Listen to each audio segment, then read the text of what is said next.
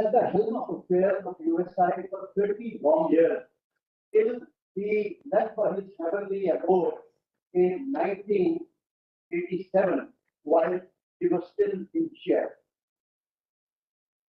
In addition to USI, he was GSO1 of National Defence College for nearly 10 long years, and a medal, a PYARA LAL Memorial Medal, is instituted in his memory for the best pieces of the NDC. Here, to commemorate his contribution at the USI, we have named our library and also this memorial lecture. Now, as far as today's topic is concerned, we know that in the Indian context, the hybrid success is a reality for that, and we have to be prepared for that. And Indian Army will remain the most valuable instrument of national power in preserving India's sovereignty and territorial integrity, as well as project power abroad. Having achieved an overwhelming, I would say, moral ascendancy over our Western adversary and degraded cross-border terrorism, we have risen to the occasion by calling the Chinese bluff at the line of actual control. Indian Army has articulated its Vision 2047 in sync with Viksit Bharat, and also decided, taken on two important papers, and that is, one is the year 23 as the year of technological transformation, and year 2024 as a year of technology adoption. And what we are looking at is to create Indian Army as a, what we call as a technologically driven, adaptive, future-ready force to gain victory in a centralized and network environment. So the main pillar of this transformation, as we can call out from chief talk, or one is the force optimization, second is technological enrichment, third is development of infrastructure, fourth is systemic changes to enhance our combat efficiency, then is the army nirvana, becoming self-reliant, jointness, and last is path-breaking initiatives in the professional military education. There is an ongoing effort to review and define our strategy, structure, system, adopting concepts, tactics, skills based on our own operational experience and lessons learned from the conflict all over the world. Therefore, we are eagerly looking forward to these two main events. One is a little bit discussion on General Dwivedi's book, and then an enlightening lecture from none other than our Chief of Army Staff. Though it's not customary to introduce the Chief of Army Staff, but few things which stand out from his career, I must actually back. Firstly, needless to say that he has had a brilliant military career, but he's been a role model in physical fitness. You can see that even today, and he has got blue in the academy for his physical fitness, and also got gold medal on the PT course. I think most of us always have wanted to avoid those like PT course and things like that. And he has had 6 stints abroad. First at the UN peacekeeping, then military advisor to the government of Seychelles, and then as a distinguished fellow when he attended US Army War College. Very big operational experience. Technologically, I have seen him very, very sagacious, and he made a push as a theater commander for critical and emerging technology, particularly in the arena of artificial intelligence, machine learning, big data analytics, system, and blockchain solutions to the ongoing problems there.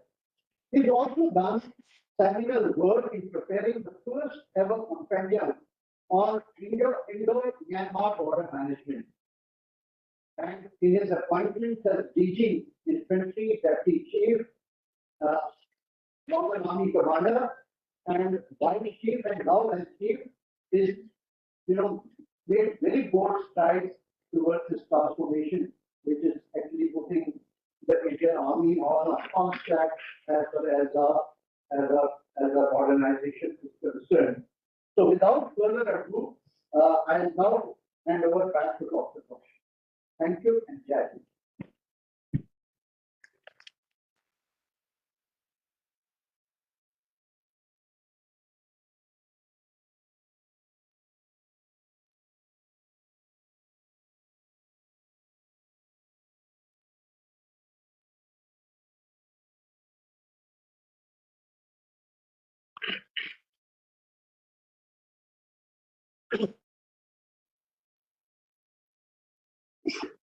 Thank you, sir.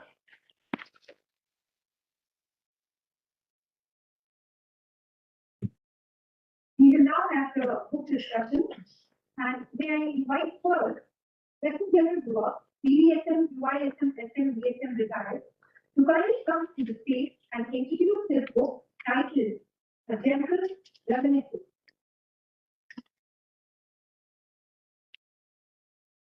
I would also like to invite Representative Vinod Bhatia, PVSM, AVSM, SM retired, onto the stage for an interaction with the author.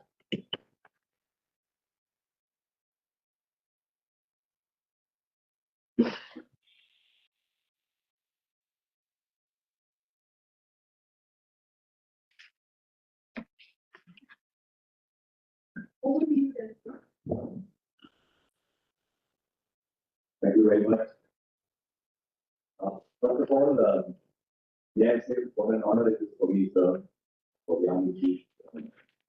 Maybe to the honor the book one. Thank you, sir. I also thank the USI for hosting this book launch. And before I hand over to you, sir, I wish to acknowledge and honor one of my mentors who is present over here, a 7th War veteran, Brigadier R. Williams. I wanted that to him. He was running off. Thank you. He will do that for very long. From Noida. Thank you very much. Chief Secretary Army, the Upendra Dwivedi, Captain PVSM in Ishama, Satish Dua, dear veterans, ladies and gentlemen, again, all of me to be discussing about a general register by Jan Dua. Jan Dua doesn't need any introduction. From lieutenant to lieutenant general, he has multiple tenures in Jammu and Kashmir, Under General Police Punjab, East Gujarat, you name it, he's been there. Except for him as a major managed you recent managed the idea East, the bigger people. Yes, so, I don't need any introduction, and we open the some of the Jack Rice and the other Jack Rice. They have either other talk the past religion and religion of the cross. So, in a way, I think Jan Dua is a cross again. Many others don't care about the cross again. Talking about the book, I read the book in 1 second. It is very easy to read, easy to relate, and do a couple of anthropologies, looking for also there. And it's an experience. It's not a directional period. It's very easy to relate to the book. The book captures three interesting real-time narratives spanning nearly 4 decades. My first idea here to me, and I want to ask you this, is how did you conceptualize to you a single thread? The life and story was solely extraordinary. Last night, Ravi Bani, celebrated on show right? So, very away that. He's a terrorist, a Bani who can't hero. That is one thread. The second thread is the certain landmarks in the event of accumulation. So he was 40 years old, accumulated the book 2.5 years old. And so it is a whole service of a 4 years. He was three parallel things, you have linked them together and there's confluence and convergence with the. So how did it perspective with the Thank you, sir, for that question. Essentially, how it happened was that, like General Bhatia mentioned, all of us served 4 decades, all in different parts. I was fortunate enough, except for one tenure as a Major General, where I went to the Northeast, part of my service, the operation service, has been in the country. Also, I am from the Japanese regiment, so all connected with the others. But then I went to Fort Lee. That's when I visited Arab battalion. I was always introduced to the Japanese boys. Every Arab battalion has boys from Japanese. And also from the Home and Earth PA battalion, the 150 PA battalion. When I was introduced to them, I used to, I take a lot of pride in hearing about their commanding officers, talking well of them, and what kind of intelligence they've been able to generate and the communication operations. And when I spoke to them privately, some of them came out their journey. Some of them were not able to stay in their own villages. They were staying in separate camps because of the threat from the villages, from the terrorists to them and their families. So I decided that one day I will write about this Ikhwan, this territorial Home and Earth battalion formed of surrendered terrorists and so on. But when I retired, 24 days after I retired, Nadeem Ahmed Bari gave the Supreme exam. So on 24th of November, I retired on 1st of November. And he was awarded Ashok Chakra. He already had 2 generations. So that, and then later on I realized that he was born few months after I was commissioned into that. So his entire lifespan and my entire service in that way was unfair. I just started writing about this story. Then I was thinking of writing about my experiences, and it was then I used him as a protagonist to bring out the ups and downs of terrorism and my own experiences to bring out how the state responded, how the army, the staff responded, using active rifles, the experiment called Span, then the Roman PA battalions were formed. So that is how, and actually, making him as the protagonist, I have brought out all these facts. Interestingly, and also the leadership is actually covered a number of units and together. So the more you read about last time, I don't know if there is life. He covered a highly motivated, highest school. With the unquestionable quality. But he was quite good, again, one guy. What I also done, he is close to and that's we always feel that the Kashmiris are, that's a very threat feeling to find that. Otherwise, that they are not as loyal as they should. So, what do we relate to this trust and confidence which was built into them by the organization and by the individual? What does it sound? Firstly, as I see his childhood, it is as a protagonist of my book, through his story of his troubled teen, I bring out the dilemma every teenager faced, faced in the 90s. Because he was a teenager in the 90s. He comes from a very poor, humble background, kind of a very small landlord farmer. He had to drop out of school and start learning carpet weaving from the age of 8 years old on. So, with that kind of background, he was an easy prey for all the kind of influences that were. So I bring out that story for whether his family, friends, and other people. That is something that we all are aware. But underlying within him was got a good set of values. As Destiny was one told, he actually went under the tutelage of a big man who was under one big terrorist leader. And against this, I think as Destiny held it for him because that man eventually turned. While the boy was still a teenager and the OTW running ahead, he surrendered and they formed the JASLF, the Student Liberation Front, was the one which formed the bulk of the one. So they surrendered, and when he surrendered, really one is also surrendered. So, usually one day, we talk about one day, everybody showed a spark, a flash of leadership. A couple of those encounters I brought up about how he saved the day. But he always had a journey. He had a completely bent of mind. And he had, when he becomes a soldier, the kind of pride he takes in wearing a uniform. So when he comes to army, soldiers, morning, he was wearing uniform on the day. But he was not pride in the way he wore his uniform. And he took pride in being a soldier. And I think it is that pride that shows. And I end by saying this, that it is not, he was not an accidental braveheart. Just remember that for 9 years as a command, he was day in and day out in the population, he did very well, but they not be about it, they could not be in faculty, could not be raised with him. Thereafter, as a regular architect, he was an accidental brave. And then this operation really was a show on the comeback, it will need to come back. And the last thing that we asked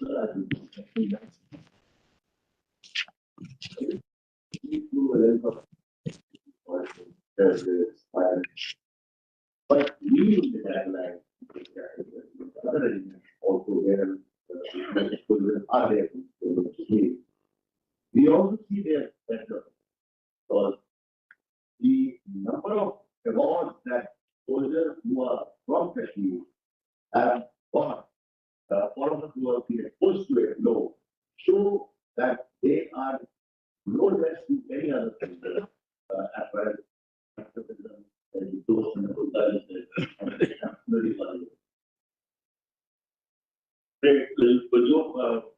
जब सब बता रहे हैं नजीर वानी ने शुरुआत की terrorist पर और उसके बाद वो इरफान में आया और ये बैठे हैं जो तो उसके बाद वो टेररिस्ट से वो हीरो बन अशोक का चक्र जान दे दी और हर ऑपरेशन पर किताब पढ़ेंगे आप और मैंने जब सब रिक्वेस्ट करा है रिक्वेस्ट करूंगा बस हिंदी में भी छापे दूसरी भाषा में छापे उसको उसमें एक स्टडी है उसकी उसका जज्बा उसका गुर्दा देख के अभी भी रोके खड़े जाते हैं पढ़ के तो ये आप लोग सब ऐसे ही हैं एक अकेला वो नहीं था वो लाइमलाइट में लेकिन आप सब की कुर्बानियां उतनी ही हैं I have another question so advanced and as well we also facilitative also on here advanced was experiment which went very good for some and then after the army decided to go to it what do you think of the right to take up the response and then the taking of some time and then not really going there but side stepping into various organizations and going the response. What are the big things? What do you think? I take you to the last sentence. If one was against you, right? If one, we all know, or I just said, put everyone on the same page, if one happened, if one surrendered terrorists, if one of militia, to 1993, or उसका इस्तेमाल किया उन्होंने operation किए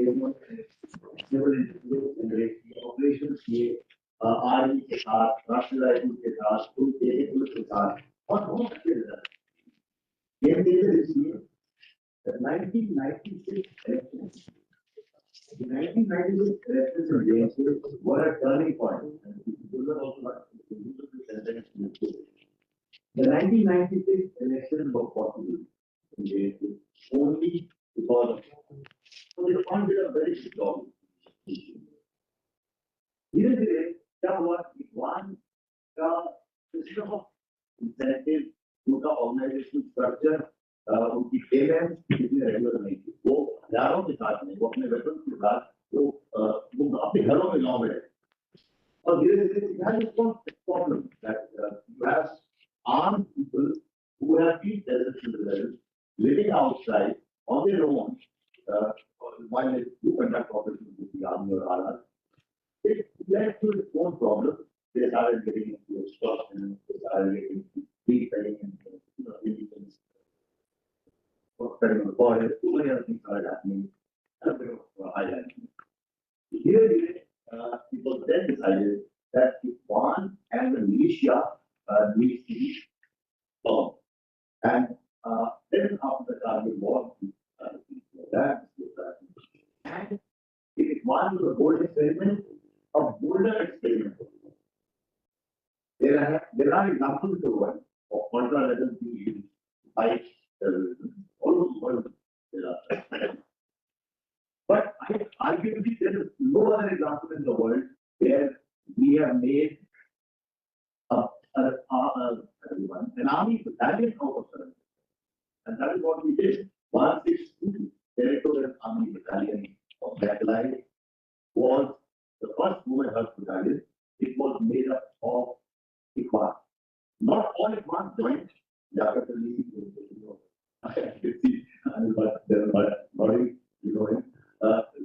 leader of it one. He did not join it. Puka Perry had already become the last the leader. Puka Perry had already become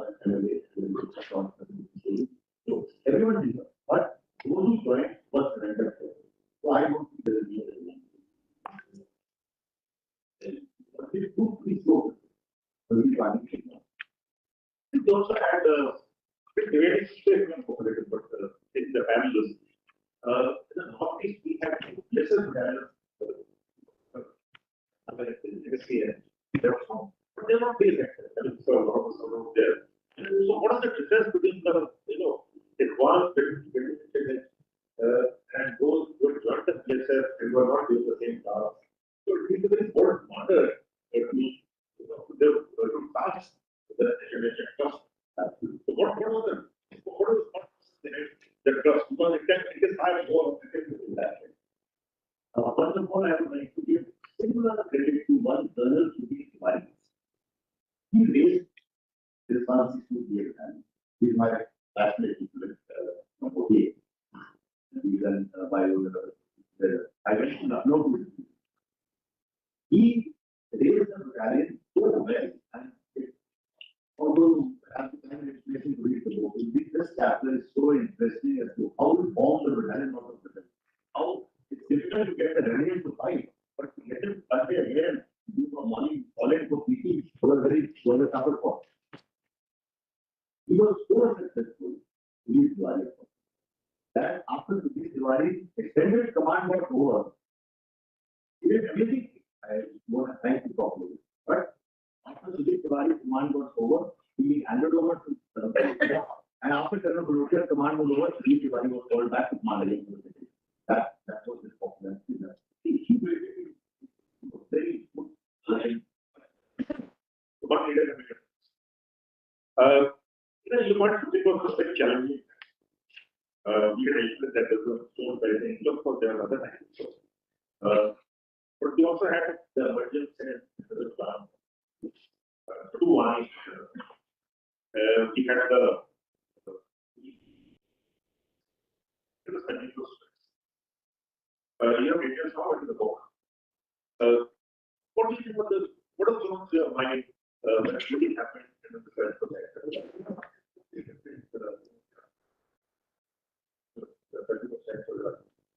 the strategy? This is not right, but as a strategy level, what are the things in mind? What are the challenges? What are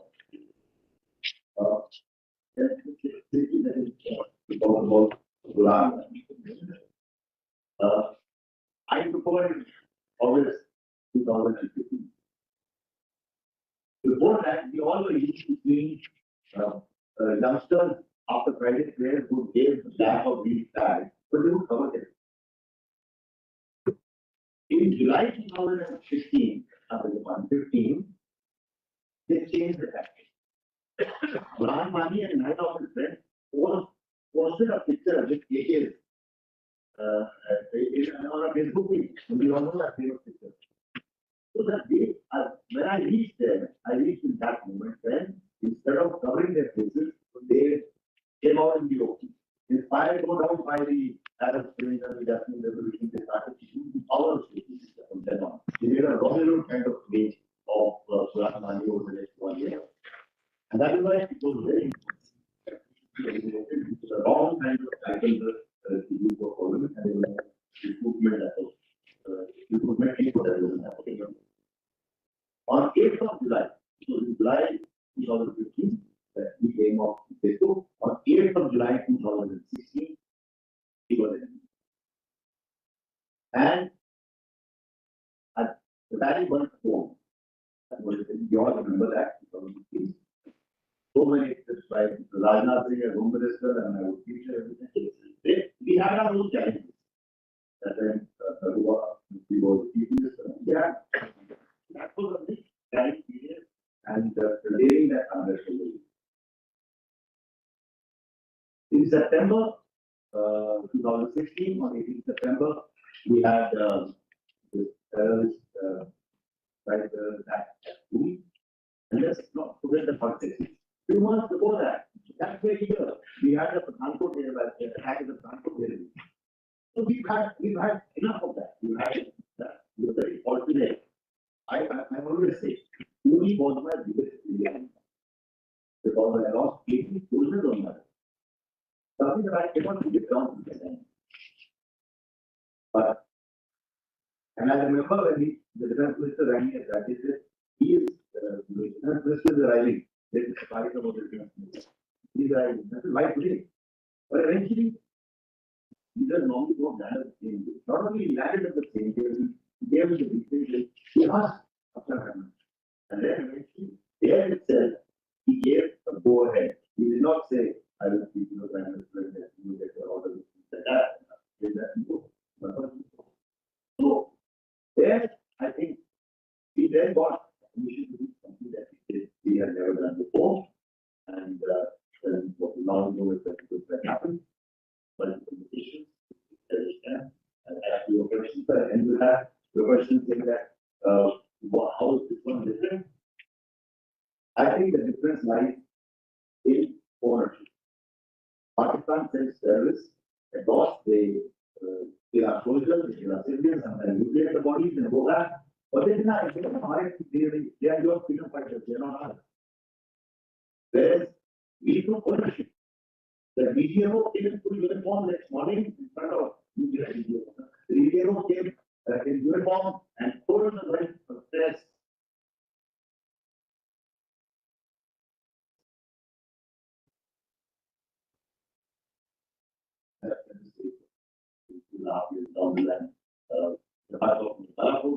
That's right.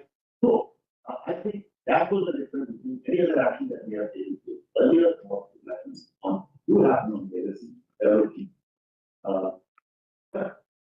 I think ownership. Thank you very much, ownership, and of course the results. Because I think India's strategic vision ran out, and after September of 2016, Japan, a year ago, there was that is something which we should take more options. However, I think we still want to do minutes more, 5 minutes more. We can refer to documents, questions from we can explore it. Anyone would like to ask anything? Yeah, please. Refer to your name first. Yeah. But as recent as yesterday, we read it, we saw also and used the Gandharvan thing which has happened. You just made a mention of surgical strike and we standing up and opening up the direction and military operation. So sir, my question is, why a lot of approaches are applied by a lot of agencies like government conducting elections, army doing their bit, everyone. But just somehow it seems that this is a vicious cycle which is not seeing the end of the this whole thing which is going on in Kashmir. In your experience, sir, and how do you see that if we follow this particular approach, then only somehow we can bring an end to this. Otherwise, Pakistan will continue whatever they are doing, and we will continue trying. And in that trying, we may continue losing some. That's a good question, Shah. Thank you.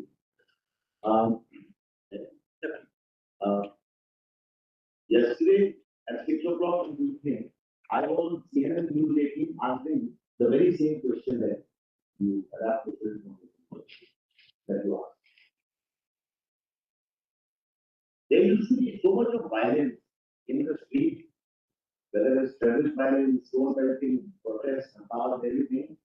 When I was commanded, what even after that, even after that, still Article 370 was available. Now, although lot of people one life is very sad, but today the levels of violence have come down. Will they ever be zero? Zero? Never be wrong. It will be under a certain threshold. For everything, for every action that takes place, you cannot have a 30%, you cannot have a high response. You have to maintain an escalation.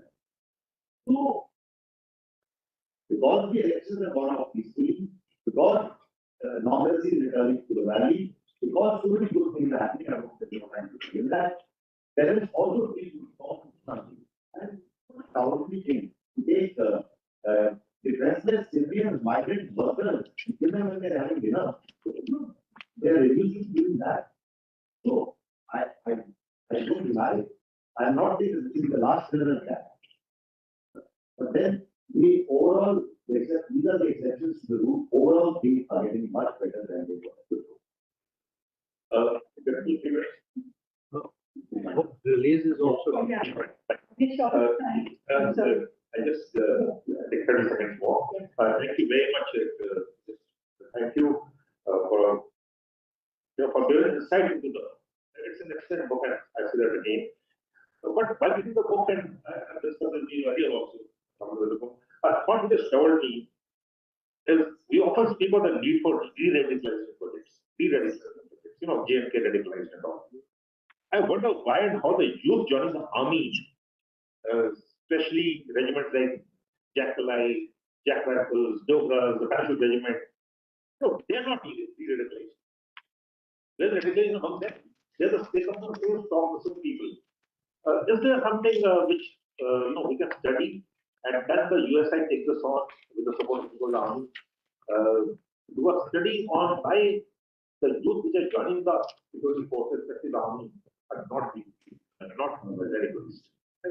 And this thereafter, there are certain projects of de-radicalization going on, and we could contribute to that. Let's not talk. It remains for me to thank thank you very much. It's a great distinction. Thank you, USI. Thank you, Chief, for the time, and thank you very much indeed. Yeah.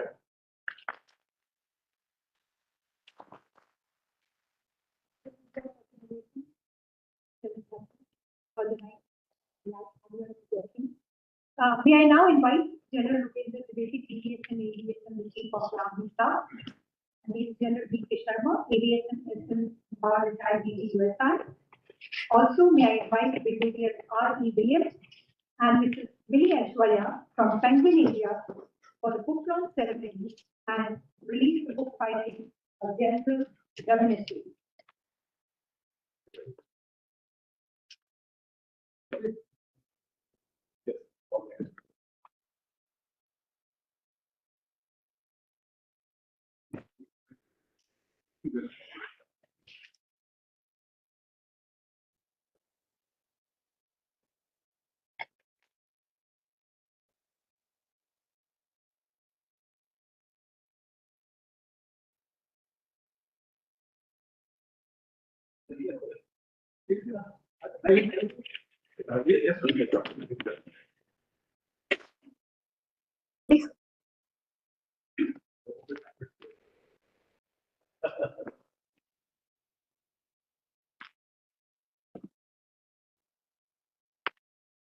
Family of the fourth behind the book. That's why she's carrying her own copies.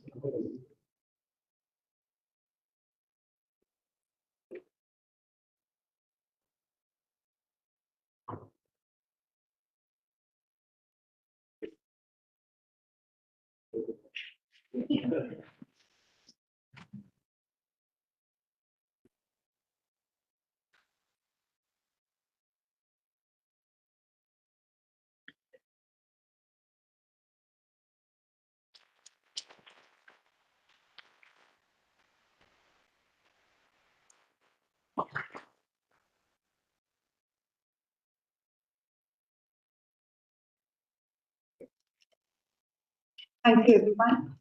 May I now request everyone to kindly take their seats. Thank you very much.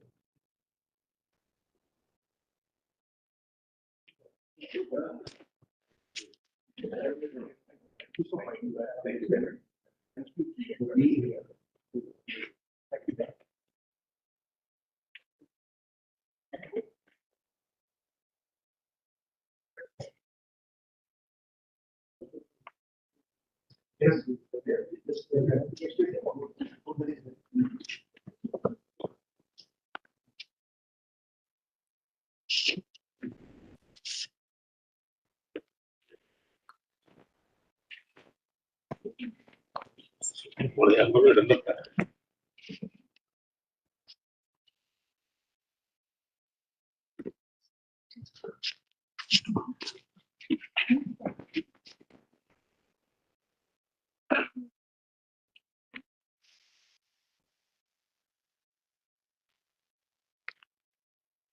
May I now request President Upendra Dwivedi, PVSM ACF, PVSM, the Chief of the Army Staff to deliver the 20th Colonel PYARA LAL Memorial Lecture on the topic Decade of Transformation, Indian Army in Stride with the Future.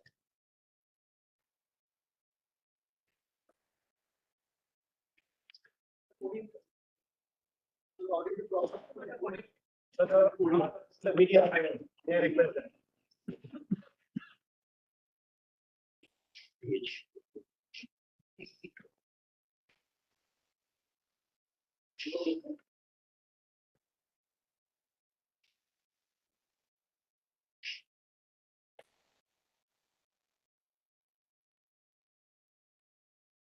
Who likes that this space for the script has to be looked for.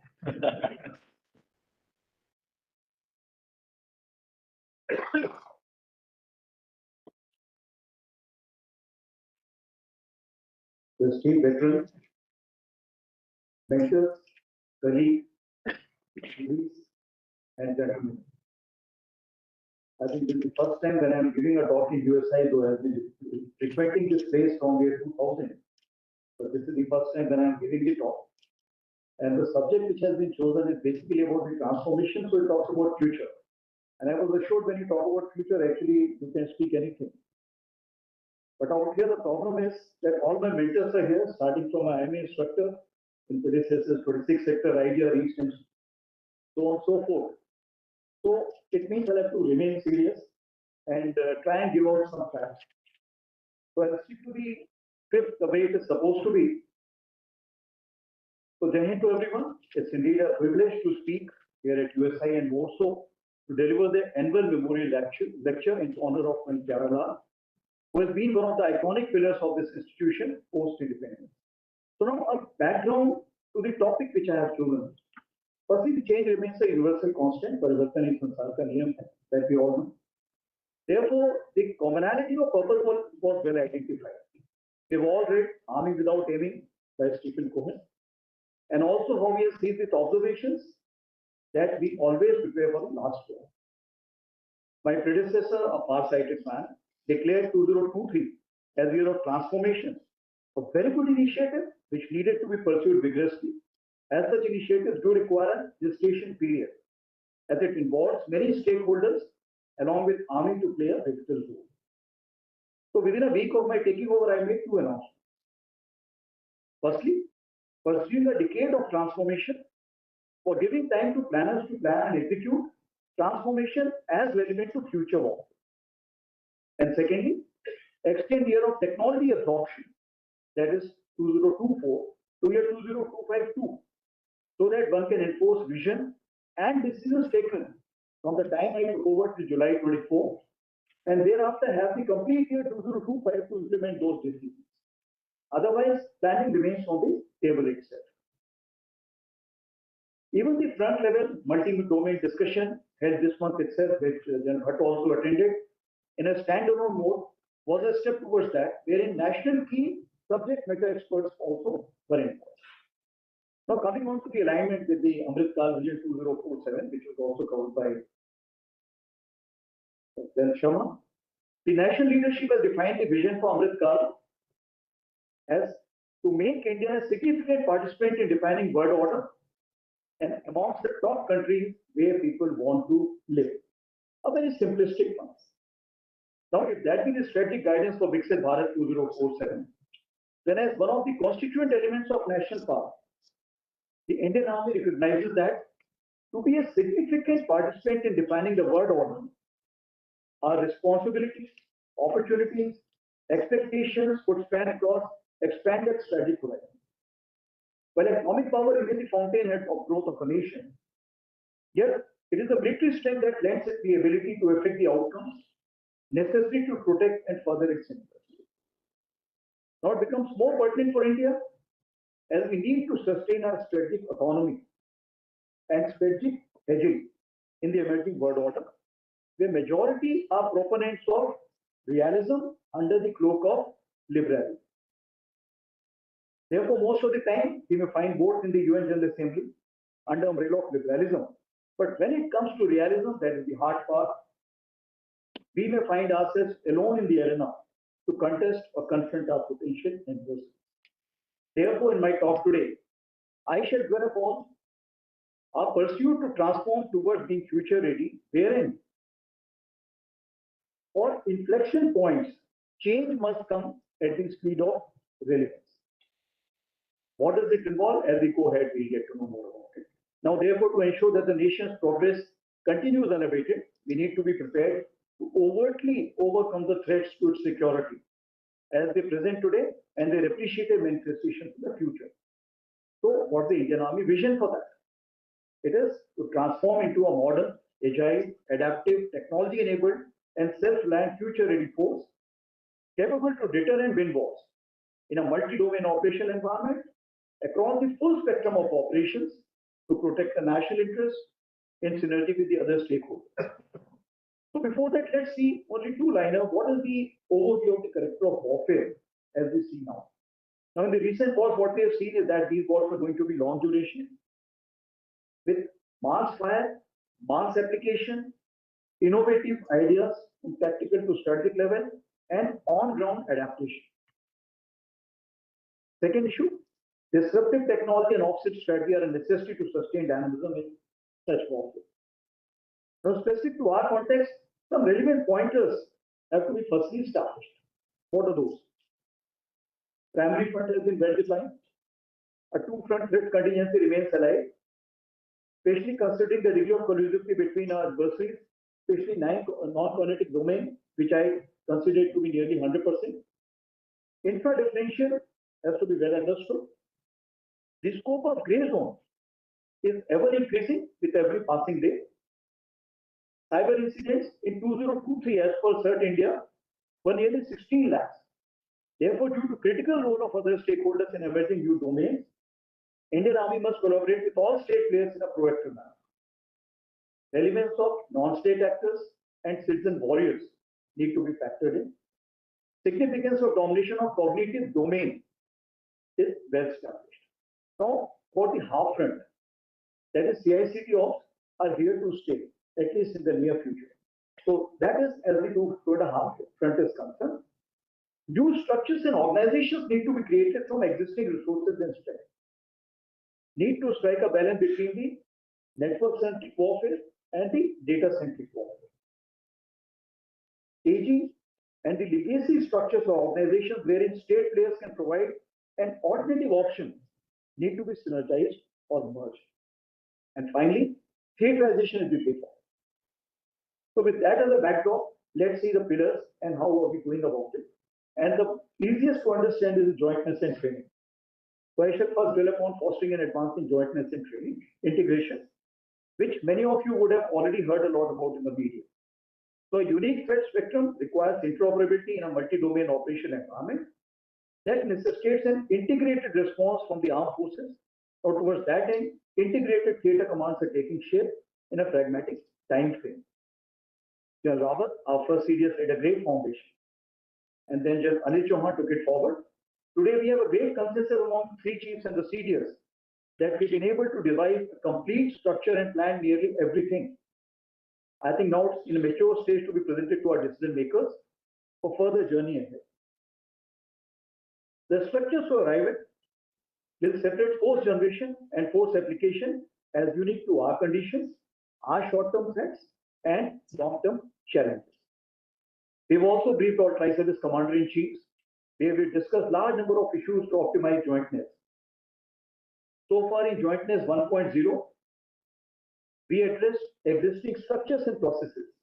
For example, integrated acquisition plan, forces of instruction where joint training has commenced, joint logistic nodes, etc. So today we have 3 joint logistic nodes which are fully operational and 4 more are in the pipeline. Common utilization of bases for operation administrative functions where feasible has been introduced. Common access to station amenities continues to expand to include schools, colleges, and clubs. As you are aware, that the Air Force and Navy can also now attend all the colleges which Indian Army has raised. Mumbai is coming up as a tri-service station. So then we went in for Jointness 2.0, which talks about culture, thinking, and symbology. There also we have made a great progress in doctrines, SOPs, joint MROs, that is repair organizations also planned, including tri-service common major platform equipment sustenance, for example, Haptis and missile. Now I'm sure by declaring 3.0, we would further move ahead. Now, totality, about 180 fields have been identified where the jointness is required. And we have nearly been able to achieve 30% of jointness by addressing those fields. Others we are working. And initially, the pace was slow. But the way we are moving, now we have, if I can say that, it's getting accelerated in a faster manner. So we intend to further augment our synergy through pursuits of COP. That is Common Operation Planning Procedure. It is being headed by or steered by Defense Services Staff College. So at that level, we are addressing it. And now it will also be introduced in various war games which take place at command and above. Common digital maps and georeferencing. Communication, technology development, exchange of technology, subject matter experts in various centers of excellence of the 3 services. Aggregating RP and UAV assets, all 3 being combined together, being used together. Harmonizing ISR resources, joint SOPs, and integrated outsourcing. And for the first time in Staff College, we are having a purple syndicate. Now, even as far as the acquisitions are concerned, we are progressing it jointly, wherein Indian Army is the lead for 20 schemes out of 34 joint schemes what we have. As far as the Indian Army specific is concerned, integration of CAPF is a major KRA. As dual command and control with respect to Northern Front is a failed account, and we have to accept. So the thought process is to gradually enhance the interdependencies with the CAPF, as also synchronize ability development of CAPF for better interoperability and economy of scale. So that as far as the first pillar is concerned, rest all I take on in the question answer session. Now comes the next aspect of how we need to organize ourselves for warfighting, so that we are able to optimally exploit the capabilities of our warfighting systems, congruent to the dictates of our defined operation philosophy. Force restructuring, therefore, is an ongoing process to keep pace with the requirements of contemporary and future battlefields. Rebalancing 1.0, as you are already aware, it's been implemented. So based on the lessons drawn, now we are looking at rebalancing 1.5, which involves review of structures, command and control, besides training orientation of our Indian Army schools of instructions, as well as the operation training which is taking place. Then rebalancing 2.0, which will be in the future, we look at implementation of these new structures which we have arrived or we are congruent about it, and enhanced role of Indian Army in time framework that stands mandated due to emerging interdependencies due to the new domains which are emerging now.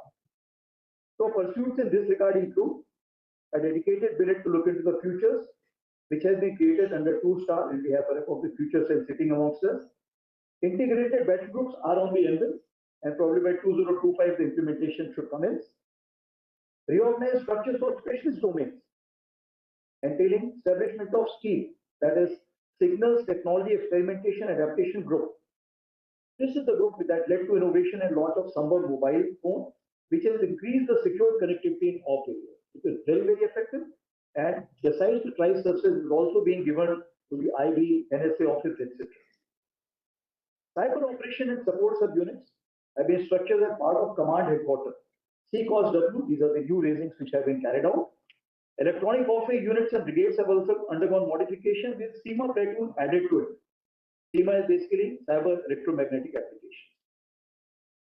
As far as the AC is concerned, it has taken a new avatar called as Army Knowledge and Enabler Corps that entails linguists and cyber specialists.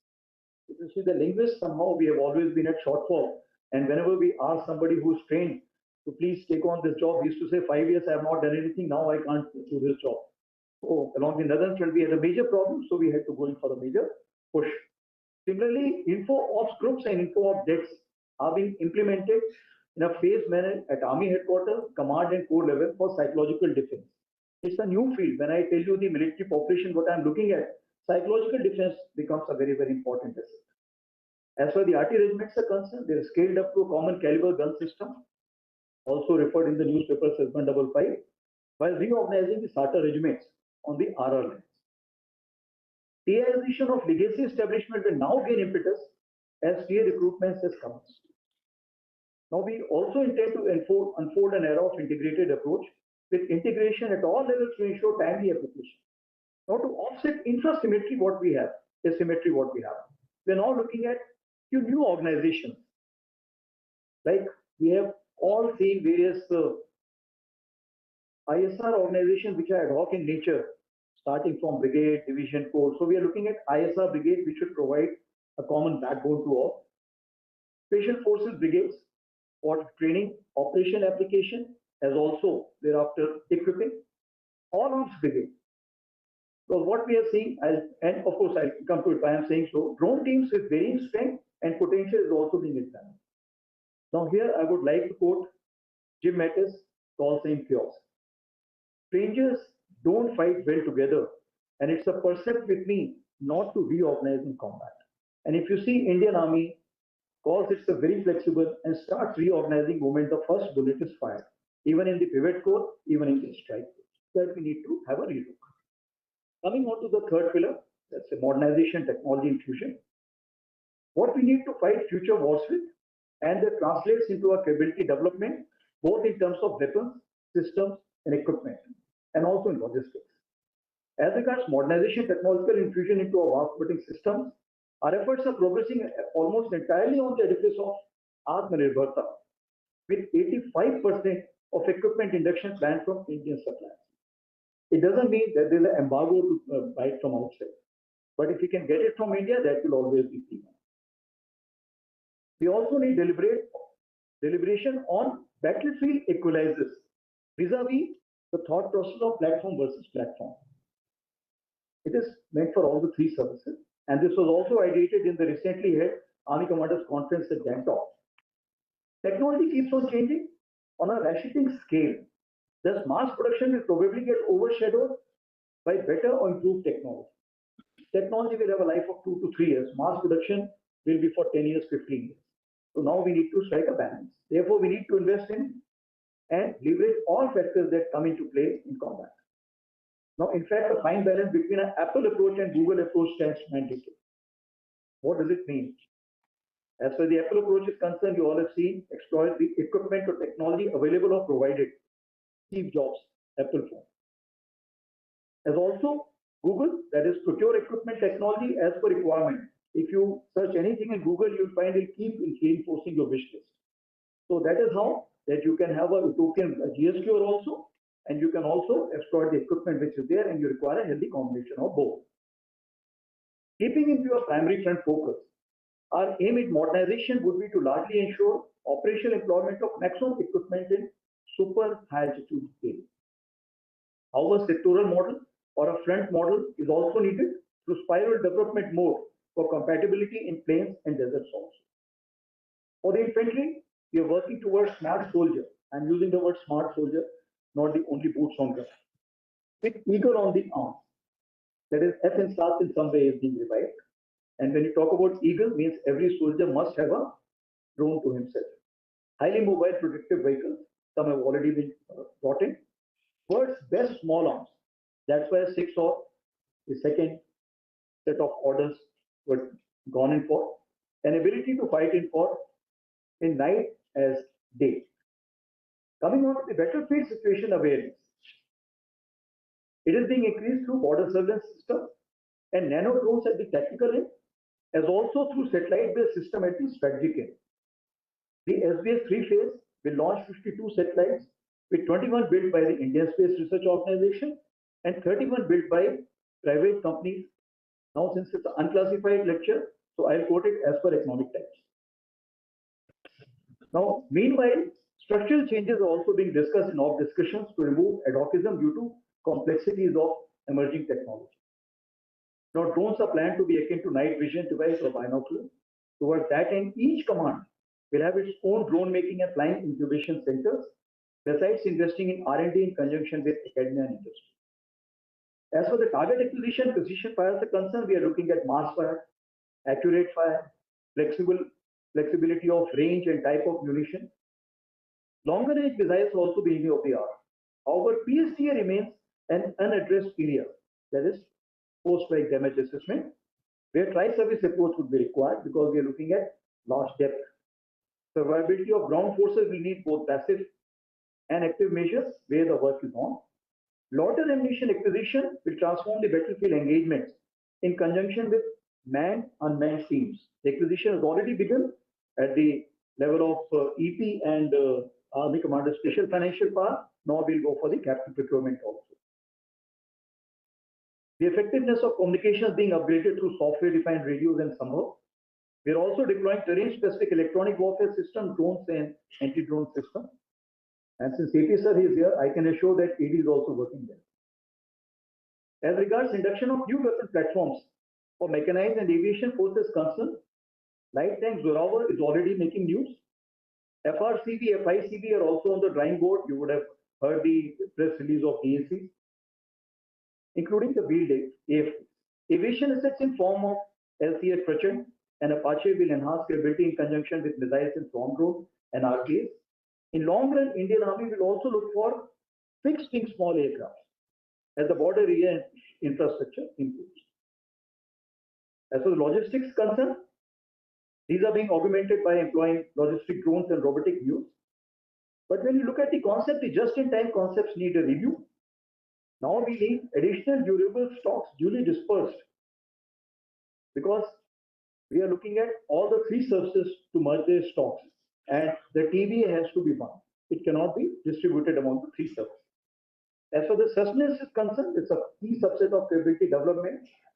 Now ammunition, 134 out of 175 categories stand indigenized. And we intend to complete indigenization of entire requirement of ammunition by year 2003. Now, as regards the technology infusion is concerned, we have become part of all technology-related national missions, ranging from 60 to latest this month, National Quantum Mission. Based on the feedback of 2 regional training notes, what we have, we'll increase it to 1 per command for harnessing technology at the doorstep itself, in conjunction with academia and industry. Majority IITs and other R&D establishments have Indian Army cells, presently restricted to few IITs, PSUs and other government establishments. We are planning for all the IITs and all the PSUs as well as major government establishments. We are also looking at identifying, creating the guardian force, including outsourcing for exploitation of rapidly changing technology. What is guardian force? Most of you know, otherwise we'll take on during the free time. To facilitate convergence, in the last 3 months, we have now identified 16 technology clusters And for each cluster, a PSO and a line directorate has been made responsible to steer the technology infusion from R&D.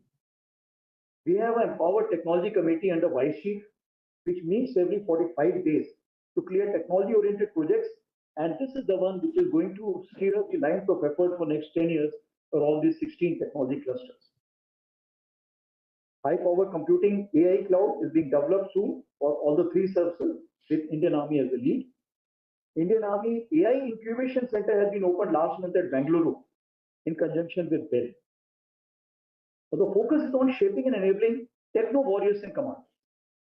To enable uplifting en masse, the techno commanders from sole tactical commanders, few initiatives have been undertaken. The earlier initiatives are well known to you. After Chintan with the Army commanders, the technology content in promotion exam for each subject has been nearly doubled.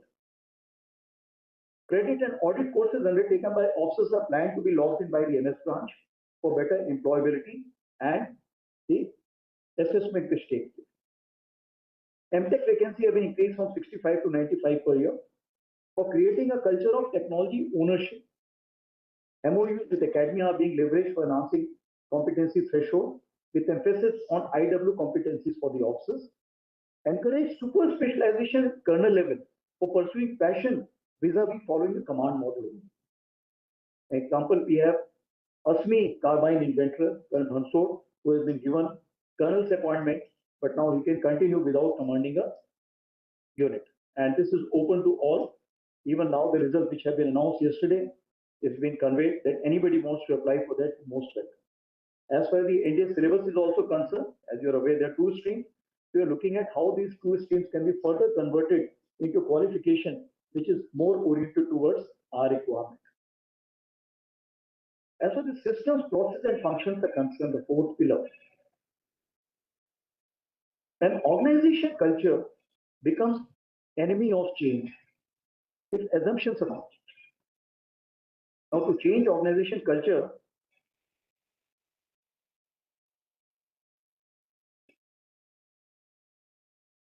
so it is the future self brigadier who has been able to control this. It's a future technology. So to change organization culture, you have to identify pressure points, prioritize, encourage thought leaders with shared values and beliefs, symbolic gesture with persistent assertive change management and dynamism through constant feedback. However, the burden of proof in an argument for change clearly rests with the advocate of this. So this responsibility lies on my shoulder.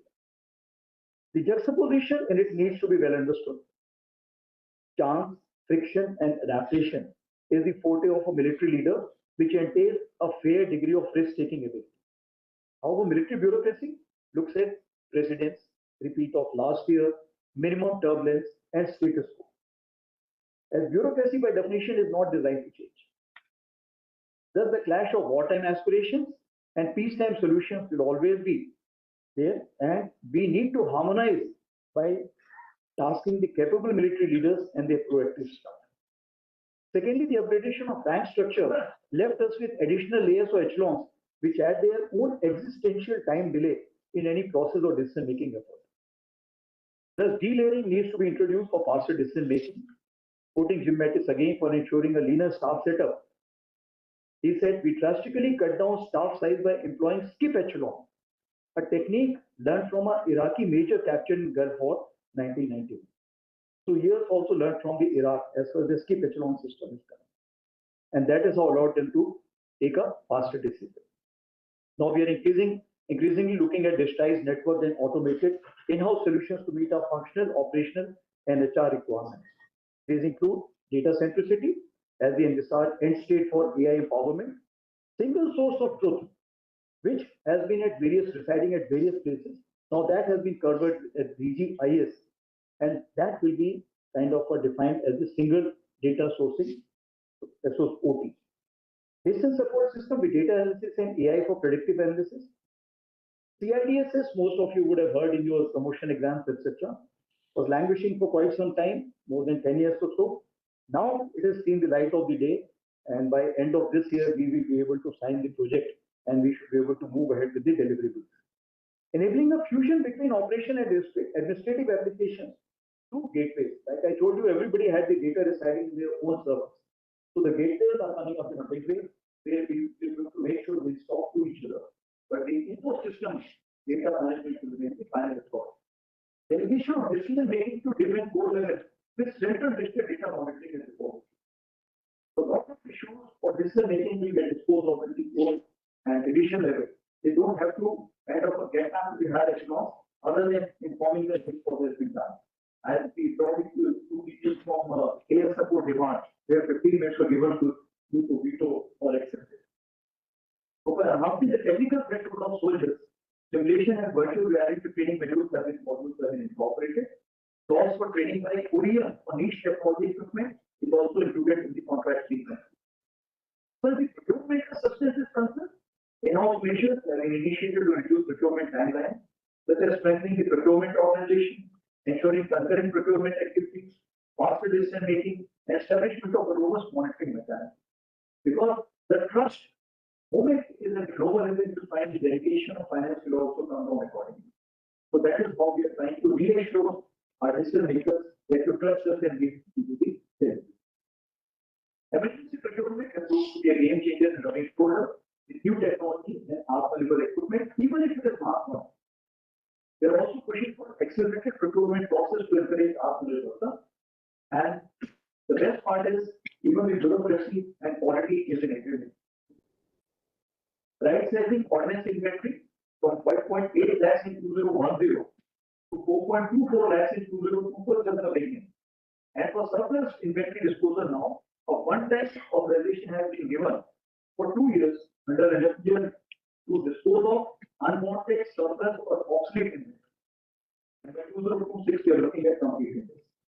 The famous Kaizen technology, which has brands like Motorola, Microsoft, and Merrill Lynch, have also been incorporated for enhancing our efficiency. To begin with, CSC system is being studied in phase 1, then we'll go for ECHS in phase 2.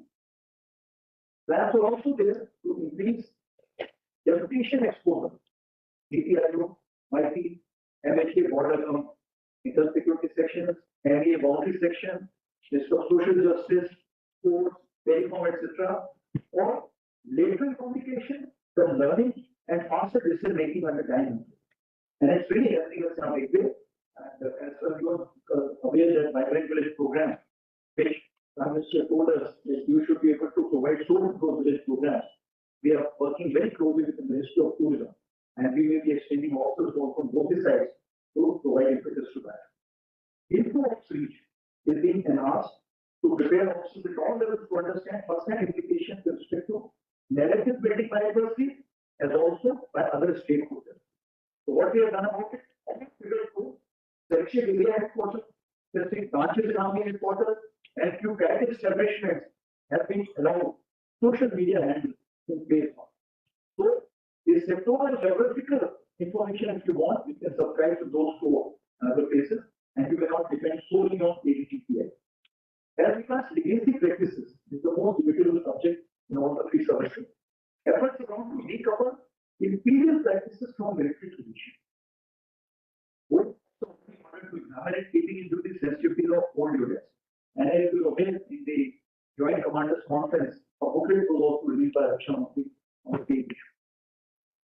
So the last year is human resource management. Moving on to the domain of human resource management, I would like to draw from the Mask of War by Carl H. Wilder. Army worships value and its diversity is human. Where in the case of others, it is either platform or platform. So that is where we differ from the other 2. So in the next few years, we shall witness stabilization of the army team with the best of best forming the cutting edge manpower in the field units. We are working continuously in an evolutionary manner towards smoother absorption into Indian Army, as also assimilation into the civil society. And so the women power which is concerned, if I see it on right places, they are getting encouraging feedback of very high efficiency of many women officers, including few commanding officers. This CDFU, the famous road which goes to Namchok, is to a dark gender of what to lie of women officer, commanding officer in Sudan. And you find that 24 by 7 studying in the road. Today we have, and I also met her in Umlinga, which is the highest pass with where we are on the point. Today we have nearly 1,000 female students in the Panic School. RMC has about 100, and NDA is training approximately 50 hospitals today. We are also exploring avenues for induction of women soldiers in arms and services. Other than for a military police, they already have 100 per year, 100 per month, sorry, 100 per year. The board of officers under Engineer in Chief has been completed and soon will come out with our way forward. Meanwhile, we are trying to harmonize physical tests based on physiological condition while ensuring commonality of tests with varying fields. We are also examining how to convert gender equality approach to gender neutrality approach.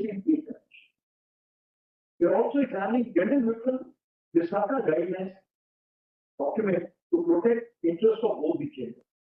Because here we won't have even time and cases to take out the flow and query because the operation imperative becomes more important. The 50 reforms have been carried out and we have brought down the shortage of officer strength from 16.6% to 12.2% as of today. We intend to bring this shortfall down further by making short service commission more effective. As you are aware of the regular cardinal issue we have. Veteran outreach, connect and welfare is and shall remain as the icon. With a motto of recognition and respect, always respect Indian Army military cooperation as one key goals. Approximately. Now let me explain how it comes to that number. Approximately 12 lakhs something, 24 lakhs, dependent on the something, a very conservative figure.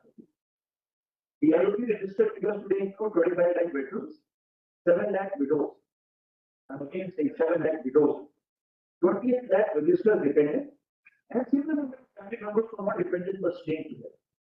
So that comes to approximately 1.3.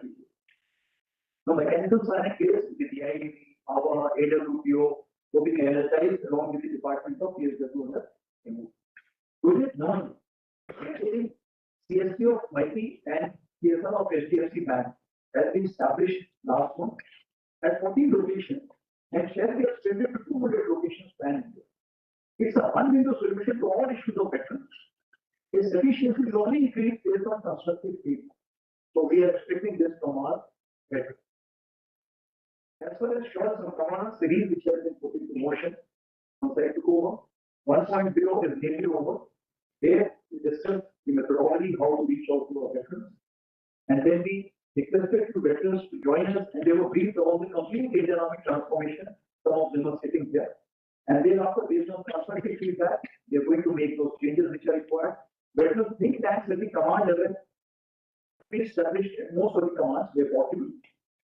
On Assurance and Program 2, we are looking at advisory groups formed with a PSO coordinator on issues related to strategy communication, directory stable fusion, I'm using the word directory first, HR management, and technology adoption. So we're requesting many veterans to join this advisory group, and then after we are conscious people in mass action. What will secretary by selected veterans representing any sense of excellence have already been incorporated, and the multi-domain, veterans who are there, front working, where are they in the main front working, then we have again the veterans to be interested to join. We are also going in for relatively for audit of operation plans, and even USI is going to play a major role in that. As for the recognition of our breakers and society leaders in the veteran society is concerned, which is worth emulating. Today afternoon itself, we are only 2 veteran achievers currently retiring most of the time. This will become a regular feature, and similarly, this will be followed in the command and program. The commanders at various echelons shall be reaching out to civil marshalling, experience and district level, to highlight the potential of veterans as a vital resource pool that can be leveraged for nation building. And Army commanders will be writing to the state chief ministers on the same issue. Draft is currently with the 3 governors on the northern front for in-principle approval. So, nation building is a subject in itself, and the time would not have permitted me to cover that aspect. So, I'll just pick up only one topic, the difference in growth. But before that, when we talk about the drivers of growth, we have to understand the difference what the West looks at and what East looks at. When you look at the West, you look at only basically economic as the main. But when you go over the eastern side, you always find the culture, the social strength. Yeah, those things also become equally important. So, even after taking a major role in these things also besides. I just have a defense diplomacy because this is something which is an emerging field. And we have to work on towards that. Because also sitting here, I want to be part of various practices which have been going around with the government and discussing with us and giving public construction. So in defense diplomacy, we have two augmenting strategic partnership and alliances. By sustaining strategic hedging, we stand ready to take on increasing responsibility in expanding strategic horizons towards protecting our national interest. So endeavors include playing a lead role in UNPKO, reaching out to foreign alumni, mechanism of which helped us bring the Bangladesh crisis as you well aware, communicating India's narrative against terrorism and promoting defense. We are also organizing the second edition of Chanakya Defense Dialogue, which I shall be requesting all of you to please attend. That is something which is thought-provoking because indirectly we will be discussing the likely role of Indian Army in the national security strategy. Army chiefs meet based on Southward Dialogue in conjunction with UNPK. Women's seminar is also proposed next year. All defense advisors have been given a 5-point agenda, including encouraging defense exports. Also, the billets of defense advisors are also being increased concurrently. Joint training with 20 foreign countries is continued to remain a 25+ number, but the scope has increased many-fold. Wherever it was a section, that's increased to platoon. Where there was a platoon, it has increased to company. Where there was a company, it has been increased to battalion. And similar in other arms and services. Joint adventure activities are the new areas which we are exploring. I recently went to Japan, and it was very encouraging when the defense minister agreed to a proposal of Mount Fuji to Himachal. So we are looking at those kind of a joint expeditions. All CAT establishments are being asked to establish websites and reconnect with foreign alumni and provide them with professional feedback in terms of publication, virtual seminar attendance, and also short-term curated virtual courses or capsules. We have not a potential, but due to the reasons of security, we actually put a cap on it. But now we have to work in a hybrid model. Even for the higher command course, we are looking at opening up in a hybrid manner for students. Besides own academia, industry partners, and other decision makers and facilitators will also attend a portion. Therefore, to conclude, I would like to say that Indian Army's transformation pursuits aligned to Viksit Bharat, including Mission Rocket 2036, which we recently held a seminar. The Indian Army remains aligned and integrated with the national vision and objectives, and a self-reliant and future-ready Indian Army shall continue to contribute meaningfully to the aspirations, goals, and objectives of a rising India as a net security provider. Finally, I thank the USI for giving me this opportunity to speak to you all here today. I wish the USI the very best in all its endeavors. And I am the question answer session also. Okay.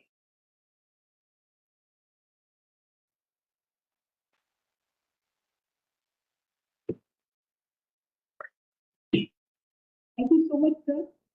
The key mantra being change with relevance, and highlighting the how to deal with multi-domain warfare with pillars like jointness, rebalance, modernization, Atmanirbhar.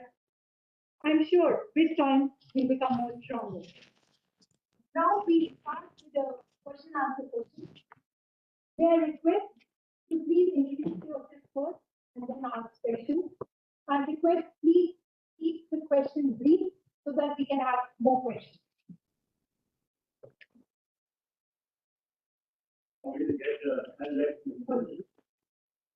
So we'll get a cluster of questions and we'll have the opportunity for Chief to make his remarks because there is a paucity of time. Good morning, sir. I'm Colonel Sharawat from Mahar Regiment, retired last year, sir. I have two specific questions, one on the strategic part and second on the force modernization part.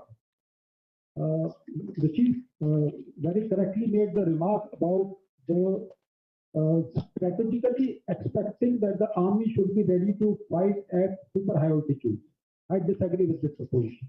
What I feel is that in the current scenario in which Asia Pacific is the new order of the new world order, it is the jointness which is the key. And when we say jointness is the key, probably that is why we are going for theaterization. Navy has no role in super high altitude areas. in the last about 4 to 5 years, we would have seen that bulk of our capital procurement money is being given to Navy primarily because Navy needs to come up in tune with the modernization. What I want to highlight here is probably we should be looking at amphibious part of warfare to be given the highest priority. I can elaborate it later, but I don't know whether time permits that or not. Since that speaking in USI, I fully understand that people will be fully conversant as to where are we placed in the Asia Pacific and the power struggle between America and China. Second part is about the force modernization. I think there can be nobody better than the present Army Chief to answer this question because he has been DDG Bravo, he has been ADG, he has been DG Infantry. I was a small fry, I was director of Infantry. So what I want to highlight here is we need to fully understand as to what is Make in India and what are its implications at the ground level. When I say that in an infantry battalion, so what is actually happening in an infantry battalion? 27% of Indian Army is authorized carbine. There are no carbines. Since 2004, last 21 years, carbines are obsolete. So 27% of entire Indian Army is without its basic structure. Number two, in the Northern Theatre, we have Sixor, which is to make sure which is a different caliber. Now we are going with AK series with the Russian, which is 203, which will be made in India. We already have the INSAS, which is there.